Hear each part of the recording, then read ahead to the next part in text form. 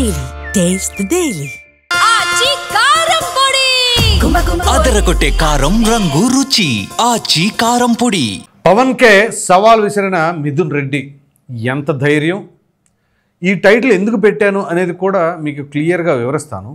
దానికంటే ముందుగా మిథున్ రెడ్డి ఆయన తండ్రి పెద్దిరెడ్డి రామచంద్రారెడ్డి వీళ్ళిద్దరిపైన మీ అభిప్రాయం ఏంటి అనేది కామెంట్ సెక్షన్లో తెలియచేయండి.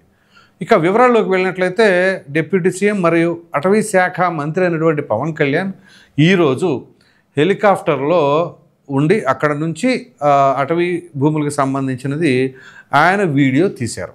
దీనికి సంబంధించి ఆయన విజిలెన్స్ అధికారులకి అటవీ శాఖ అధికారులకు కూడా కొన్ని ఆదేశాలు జారీ చేశారు. దీనికి సంబంధించిన అంశాలంతా కూడా తెరపైకి తీసుకురండి, అసలు ఎంతవరకు జరిగింది ఏంటి అని చెప్పేసి. సో ఈ తరుణంలో ఇక్కడ మిథున్ రెడ్డి పవన్ కళ్యాణ్కి ఒక విధంగా ఛాలెంజ్ విసిరాడని చెప్పేసి అనుకోవాలి. అది కూడా ట్వీట్ ద్వారా. ఆ ట్వీట్లో ఏం చెప్పారనేది మనం ఒకసారి ప్రస్తావించుకుందాం. So mister Pawan Kalyan, you are good at shooting and scooting. You have done that in the past.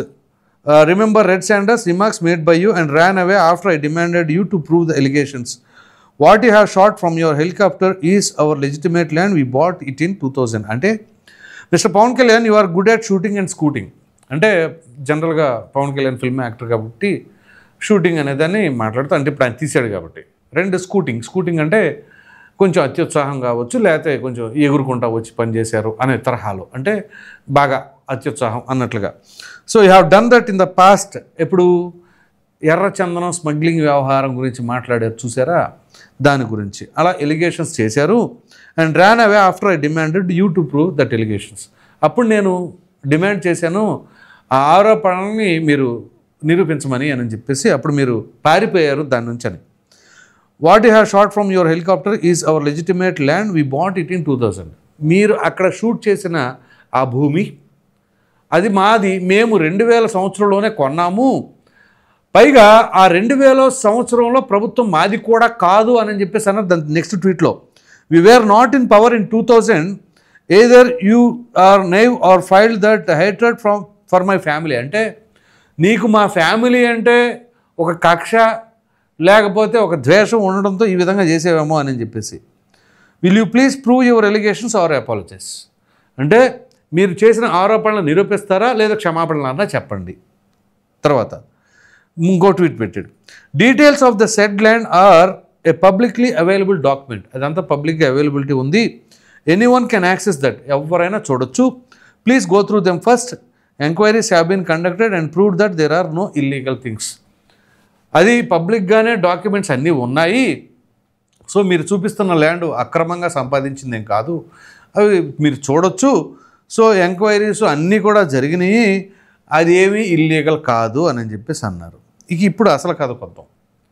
ఇప్పుడు ఆయన చేసిన ట్వీట్స్ ఇవి.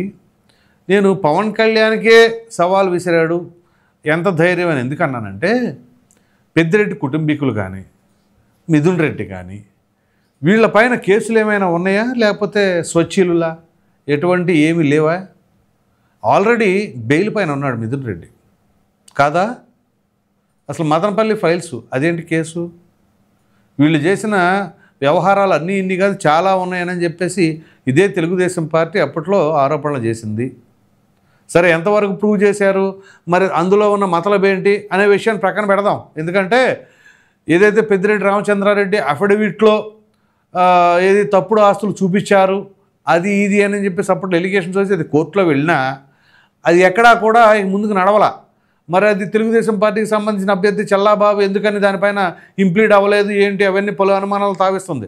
ఇప్పుడు ఇవాళ వీళ్ళందరూ కూడా ఇంత గట్టిగా మాట్లాడడానికి గల కారణం ఏంటి అంటే, బహుశా ఆ జిల్లాలో తెలుగుదేశం పార్టీ అంత ఇదిగా వాళ్ళని ఫోకస్ చేయట్లేదేమో, ఎన్ని అవకాశాలు వచ్చినా చూసి చూడనట్టు పోతున్నారేమో, అందుగురించే వాళ్ళు ఆ తరహాగా మాట్లాడుతున్నారని అనుకోవచ్చుగా.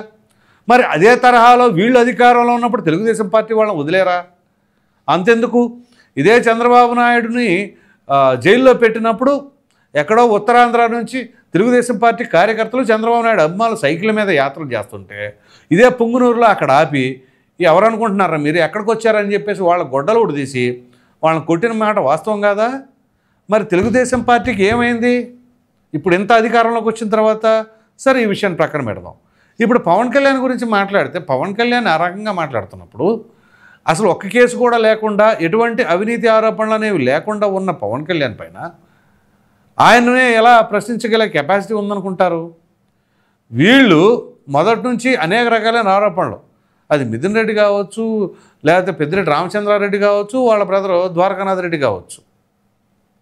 సో ఇప్పుడు దీనికి సొల్యూషన్ ఏంటి?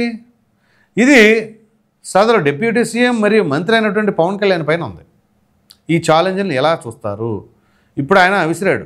అయితే మీరు చూపించిన ల్యాండ్ వరకు మాత్రం మాకు డాక్యుమెంట్స్ ఉండే అన్నారు. అయితే ఆ డాక్యుమెంట్స్ ప్రకారంగానే ఆ ల్యాండ్ వరకు ఉందా? ఇంకా ఆ డాక్యుమెంట్స్ ఉదాహరణకి ఒక 50 సెంట్లు అనుకోండి డాక్యుమెంట్స్ ఉన్నది, వాళ్ళు 50 సెంట్లలోనే అది నిర్మించుకున్నారా, 70 సెంట్లలో ఏమైనా నిర్మించుకున్నారా? అంటే ఇంకా అదనంగా ఏమైనా ఒక 20 సెంట్లు ఆక్రమించుకున్నారా? పోనీ అసలు ఆక్రమణలే చేయలేదనుకున్నాం. మరి పవన్ కళ్యాణ్ ఎందుకని ఆ రకంగా వెళ్ళి చేశారు? పోనీ కావాలని పెద్దిరెడ్డి రామచంద్రారెడ్డినే టార్గెటెడ్గా వెళ్ళారు అనుకుంటారా? అలా వెళ్ళాలి అనుకుంటే ముందుగా మదనపల్లి ఫైల్స్ దగ్ధం కేసుకు సంబంధించిన అంశాన్ని పట్టుకుంటారు కదా. ఇవాళ ఆ అటవీ శాఖకు సంబంధించిన దాన్ని ఎందుకు పట్టుకోవడం? మదనపల్లి ఫైల్స్ దాన్ని పట్టుకోండి. డిప్యూటీ సీఎం మీరు ఏదో ఈ శాఖ మంత్రిని కాబట్టి దీని వరకే చూసుకుంటాను అనే పరిమితులు ఏమి లేవు మీకు. మీరు చక్కగా రాష్ట్ర వ్యాప్తంగా వీళ్ళ పైన ఏమేమి ఉన్నాయో అవన్నీ తెరపైకి తీసుకురండి, తనిఖీలు చేయించండి, ఒక కమిటీని నిర్వహించండి అని చెప్పండి, అసలు వాస్తవాలు ఏంటో బయట పెట్టండి. వాళ్ళు ఛాలెంజ్లు విసురుతున్నారు కదా, మీరు యాక్సెస్ ఉంది ఎక్కడైనా సరే ఓపెన్గానే ఉంది, మీరు ఆ డాక్యుమెంట్స్ అన్నీ చెక్ చేసుకోవచ్చు అంటున్నారు. మరి దీనికి పవన్ కళ్యాణ్ ఎటువంటి సమాధానం చెప్తారో చూడాలి. ఎందుకంటే వీళ్ళు అనేక రకాలైన ఆరోపణలను వీళ్ళే పవన్ కళ్యాణ్ ఆ రకంగా మాట్లాడుతున్నారు అంటే నిజంగా చాలా ఆశ్చర్యకరంగా ఉంది. చాలా గట్స్ కావాలి కూడా.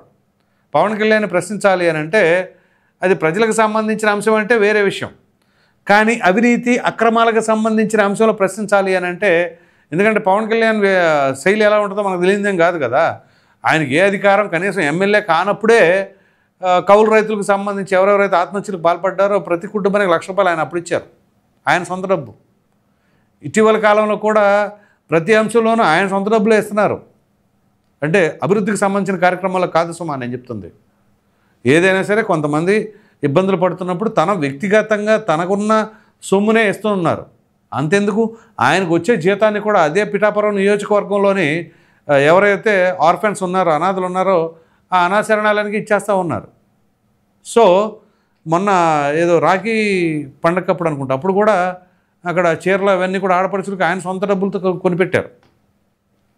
సో ఇటువంటి సేవా కార్యక్రమాలు నిర్వహించే వ్యక్తి పవన్ కళ్యాణ్.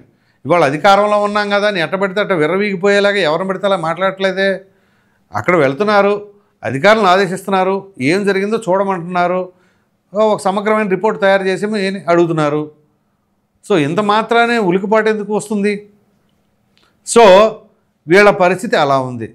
ఓ ప్రక్కన మద్యం కుంభకోణానికి సంబంధించిన దాంట్లో బెయిల్ పైన ఉన్నారు. అఫ్కోర్స్ మొన్న అదేది యుఎన్ఓ సమావేశాలకు ఉన్నాడు, యునైటెడ్ నేషన్ ఆర్గనైజేషన్ సమావేశాలకి హాజరవడం కోసం ఐక్యరాజ్య సమితి దాని గురించి వెళ్ళారు.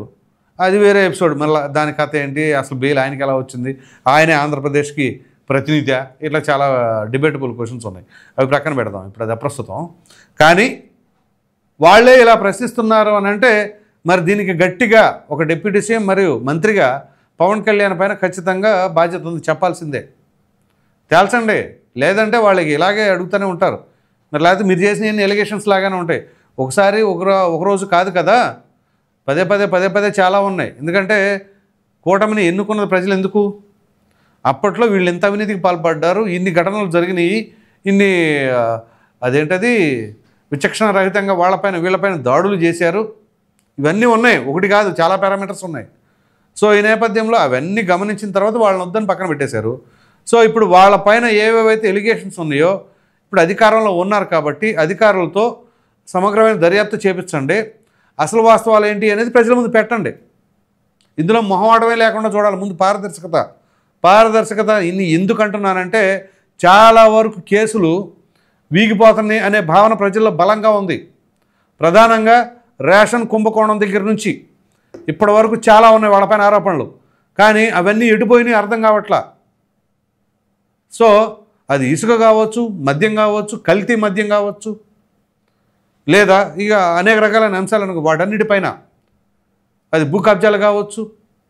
సో అన్నీ కూడా అలా మొదలయ్యి ఆగిపోవడం ఎందుకుంది? ఇవాళ ఈ అటవీ భూములకు సంబంధించింది ఖచ్చితంగా తేలాల్సిందే. దీంతో పాటుగా సజ్జల రామకృష్ణారెడ్డి కూడా ఉంది. మరి ఆయన కూడా తేల్చండి. ఈయనొక్కడదే కాదు కదా, అది ఎవరు చేసినా తప్పే. ఇలా కాకుండా పోనీ తెలుగుదేశం పార్టీ వాళ్ళు, అంటే జనసేన అంటే మొదటిసారి అనుకుంటే ఇప్పుడు అధికారంలోకి ఉంది, పోనీ తెలుగుదేశం పార్టీ వాళ్ళు కూడా గతంలో ఏదైనా చేసింటే అది కూడా బయటపెట్టండి, తప్పే ఉంది. సో ఎవరు ఏం చేసినా ఖచ్చితంగా అది ప్రజలకు సంబంధించింది కాబట్టి ఏదైనా సాక్ష్యాధారాలతో బయట పెడితే ప్రజలు నమ్ముతారు. లేదనుకోండి ఇదిగో వాళ్ళు ట్వీట్లు పెట్టి ఇలాగే సవాళ్ళు విసురుతూ ఉంటారు.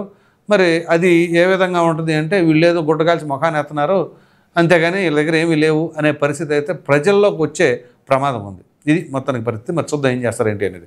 ఈ వీడియో పైన ప్రధానంగా పవన్కే సవాల్ విసిరిన మిథున్ రెడ్డి మరి ఎంత ధైర్యం ఉంటే ఈ రకంగా చేశారన్న దానిపైన మీ అభిప్రాయాన్ని కామెంట్ సెక్షన్లో తెలియచేయండి. Thank you.